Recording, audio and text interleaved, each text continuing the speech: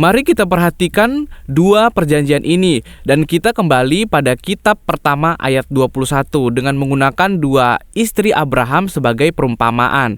Saya akan menjelaskan mengenai perjanjian dan saya ingin membahas juga mengenai bagaimana perjanjian yang kita miliki menjamin kebebasan kita. Mari kita lihat dari ayat 21. Katakanlah kepadaku, hai kamu yang mau hidup di bawah hukum Taurat, tidakkah kamu mendengarkan hukum Taurat? Sekarang, jika kita lihat guru-guru palsu dan jemaat Galatia yang telah disesatkan oleh guru-guru palsu, dikatakan bahwa seperti yang kalian katakan, bahwa tidak dibenarkan karena perbuatan atau diterima oleh Tuhan hanya dengan melakukan hal yang baik. Dikatakan bahwa apakah kalian tidak mendengar hukum Taurat?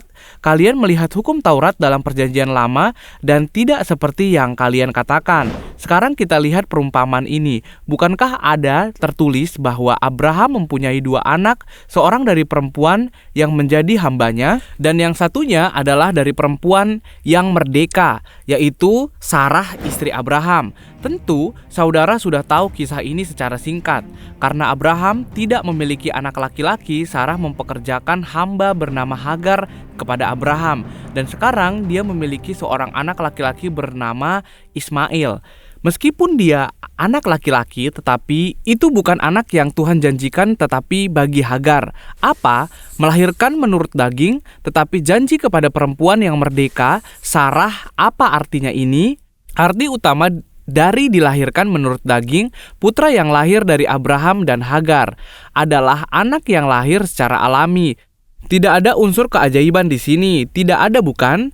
Bagi Sarah, istri Abraham, ia telah kehilangan air sadahnya, yang berarti dia tidak bisa melahirkan anak lagi. Maka diperlukan mukjizat agar Sarah dapat memiliki anak. Dan Tuhan telah berjanji kepada Abraham bahwa mukjizat itu akan terjadi. Jadi anak laki-laki itu adalah daging secara alami, melahirkan sesuai dengan proses ini. Artinya, Tuhan mendekati manusia dengan kehendak atau kekuatan manusia, disebut sebagai mengumpamakan. Ini disebut sebagai alegori, sebagai kiasan, dan Sarah melahirkan Ishak. Dengan mukjizat, dengan kasih karunia Tuhan, dengan kekuatan Tuhan, bukan dengan kekuatan atau kehendak manusia, tetapi mukjizat dilahirkan kembali dengan mengenal Tuhan melalui kuasanya, dan sejarah mukjizat adalah alegori.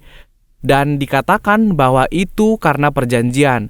Ini adalah perumpamaan. Dan para wanita ini adalah dua perjanjian, dan kedua perjanjian ini seperti yang saya sampaikan adalah perjanjian perbuatan dan perjanjian kasih karunia. Dari satu sisi, ini adalah hubungan di mana Tuhan mendekati kita melalui tindakan manusia. Dalam perbuatan ini, jika manusia melanggar perjanjian, maka perjanjian itu akan batal dan manusia berada di bawah kutuk. Dan semua yang dikatakan oleh guru palsu adalah untuk mengikuti perjanjian itu. Tetapi para guru palsu ini tidak mengerti apa yang dimaksud dengan perjanjian perbuatan dan tidak menggunakan istilah itu. Tetapi pada akhirnya mereka bersikeras pada satu hal. Artinya, jika kita menaati Tuhan, maka kita akan diterima Tuhan. Tetapi jika kita tidak menaati Tuhan, maka kita akan dikutuk oleh Tuhan. Lalu apa yang berikutnya? Perjanjian kasih karunia. Dalam janji kasih karunia, karena hubungan kita dengan Tuhan sudah terjalin melalui Yesus. Meskipun kita harus hidup sesuai kehendak Tuhan, tetapi jika kita tidak hidup sesuai kehendak Tuhan, bukan berarti kita akan dibuang.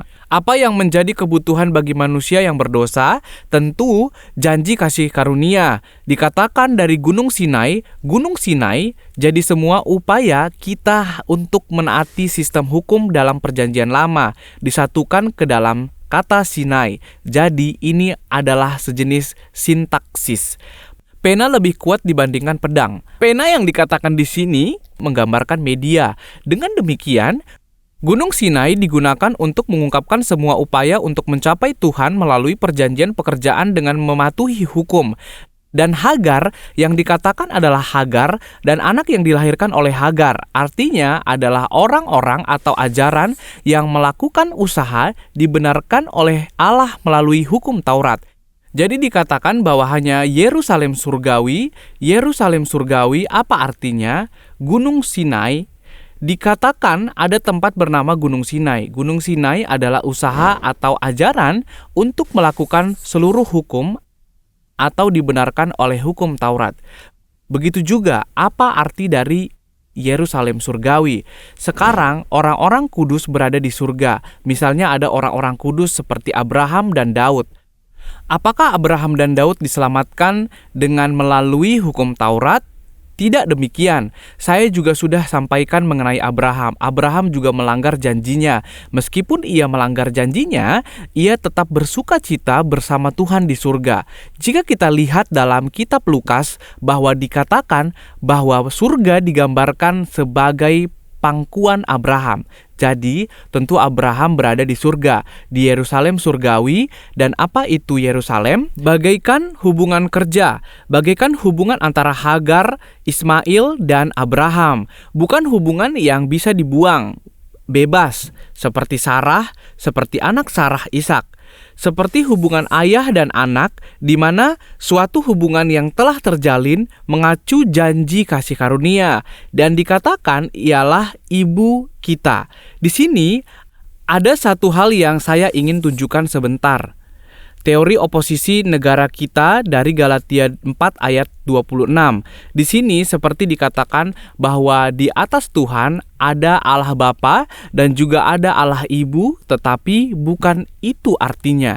Jika melihat konteks, apa yang dimaksud ibu di sini mengacu pada kelompok-kelompok bebas. Ini mengacu pada kelompok bebas yang menikmati janji kasih karunia. Jadi banyak pengajar Alkitab percaya bahwa ibu adalah perumpamaan tentang gereja dalam Perjanjian Baru. Jadi orang-orang seperti Tertullian dan John Calvin, orang-orang yang memiliki Tuhan sebagai ayah, mereka akan dipelihara oleh gereja sebagai seorang ibu. Kita lanjutkan kembali, jadi Yerusalem surgawi. Mari kita bandingkan Yerusalem dalam ayat 25 dan 26. Keduanya dapat dibandingkan. Yerusalem yang sekarang terus Paulus berikan kiasan dengan menggunakan berbagai kata, hukum Taurat, dan semua sistemnya yang ingin ditaati, sama seperti Gunung Sinai. Kalau begitu, kita akan lihat lagi Yerusalem surgawi. Ini merujuk kepada orang-orang yang menerima keselamatan dan menikmati janji kasih karunia. Bukan di bawah janji perbuatan, melainkan di bawah janji kasih karunia. Jadi, saya membuat tabel sederhana untuk membandingkan Sarah dan Hagar.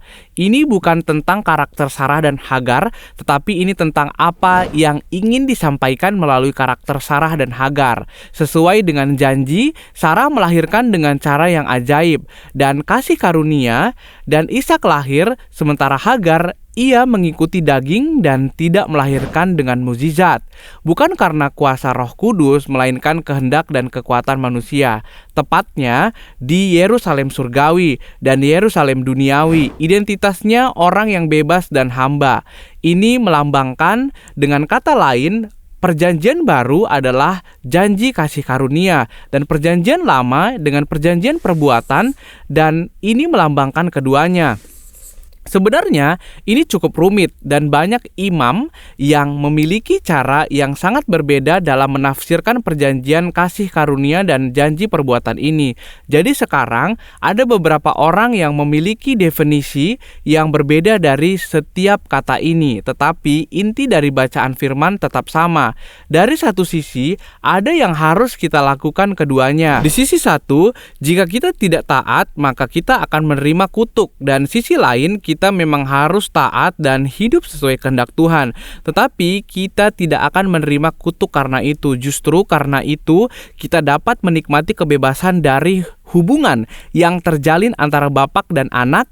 Karena janji dari karunia, saudara dapat melihat ini sebagai perumpamaan. Sekarang ayat ke-27 mengutip Yesaya 45 ayat 1 dikatakan, bersukacitalah hai si mandul yang tidak pernah melahirkan, bergembiralah dan bersorak-sorailah hai engkau yang tidak pernah menderita sakit bersalin. Dikatakan bahwa mereka yang hidup sendiri memiliki lebih banyak anak dibandingkan mereka yang memiliki suami. Artinya Sebenarnya kebahagiaan Sarah setelah melahirkan anak, tetapi sekarang dalam Yesaya 45, bangsa Israel tidak lagi menghasilkan buah yang baik dan dengan kasih karunia dari Tuhan. Meskipun Israel tidak menghasilkan buah, tetapi pada akhirnya mereka bersukacita melalui anugerah Tuhan, berbuah dan menerima anugerah, dan yang terpenting diselamatkan. Nubuat ini telah digenapkan melalui Rasul Paulus. Kita tidak lagi berada di bawah perjanjian perbuatan, melainkan di bawah perjanjian kasih karunia. Mari kita lihat ayat 28 dengan tegas berkata, "Dan kamu saudara-saudara, kamu sama seperti Ishak adalah anak-anak janji." Apa artinya? Kita tidak berada di bawah janji perbuatan, melainkan di bawah janji kasih karunia. Ini yang disampaikan. Tetapi bukankah Ishak dan Ismail berada pada waktu yang sama? Siapakah orang yang lahir menurut daging pada zaman Abraham? Ismail adalah orang yang dilahirkan menurut daging,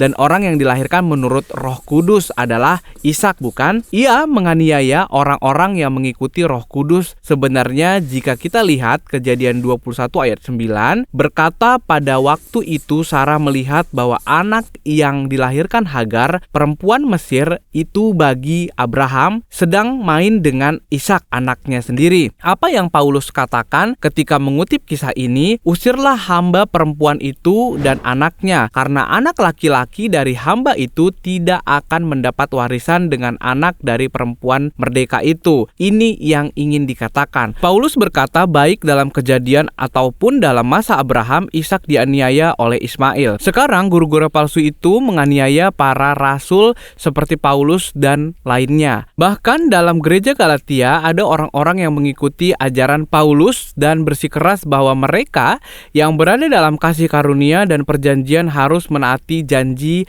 perbuatan, disiksa oleh orang-orang itu, dan itu hal wajar. Jangan terkejut kepada akhirnya. Kalian yang berada di bawah janji kasih karunia akan mendapat warisan dan akan mendapat kasih karunia. Lalu bagaimana dengan mereka yang di bawah janji perbuatan? Usirlah mereka. Pada akhirnya mereka berada di bawah murka Allah. Dengan menyampaikan kisah ini, Paulus ingin memberitahukan kita bahwa hubungan kita dengan Tuhan bukan dibuat dalam janji perbuatan, melainkan janji kasih karunia yang dibuat di dalam kasih Allah. Kita akan meringkas dan membuat penerapannya. Yang ingin Paulus tekankan adalah kita berada di bawah janji kasih karunia. Jadi Paulus sebisa mungkin ingin memberitahukan karena kita berada di bawah kasih karunia. Untuk menikmati kebebasan hubungan bapak dan anak, mari kita pikirkan seperti ini. Kita pikirkan hubungan ayah dan anak. Kita adalah anak dari orang tua kita. Dalam hubungan yang baik antara anak dan orang tua bukan berarti tidak ada yang dijaga. Ada poin yang harus dijaga. Contohnya, kebanyakan orang tua yang baik ingin anak mereka berprestasi di sekolah meskipun tidak dengan cara yang menindas mereka. Jadi anak belajar dengan giat, tetapi jika seperti saya tidak rajin belajar dan hanya sering bermain, lalu tidak hanya bermain dengan baik tetapi mulai melakukan hal-hal yang kurang baik, maka saya akan dipukul ayah saya dengan tongkat. Mari kita pikirkan, meskipun saya dipukul tetapi hubungan ayah dan anak tidak putus di antara kami. Justru karena ayah saya sayang saya, ia memukul saya. Di sini yang harus kita lakukan, meskipun ada hubungan perjanjian, tetapi di antara hubungan ayah dan anak sebenarnya ada yang harus kita jaga. Ada janji yang harus kita taati. Tetapi jika kita tidak menaati janji itu, kita tidak dibuang. Contohnya, ketika kita menjalani kehidupan iman kita sering melihat hal-hal seperti hubungan yang tidak bebas dan menjerat meskipun kita percaya kepada Yesus. Contohnya, saat menjalani kehidupan iman kita melakukan dosa besar. Lalu jika kita melakukan dosa meskipun kita akan diampuni oleh Yesus, apa yang kita derita ketika hidup di bumi ini, atau usaha apa yang kita lakukan demi sesuatu